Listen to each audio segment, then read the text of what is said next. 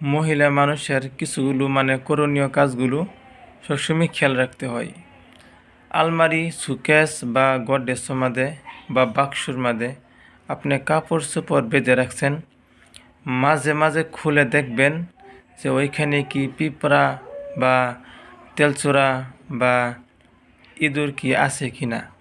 মাঝে মাঝে কী করবেন, কাপড়গুলো রোদ্দুরে দিয়ে শুকাবেন, যাতে করে কাপড়ে ময়লা না পড়ে থাকে, কাপড় পচে না যায়। আপনার ঘরের আশেপাশে সবসময় সাফ সাফাই করে রাখবেন।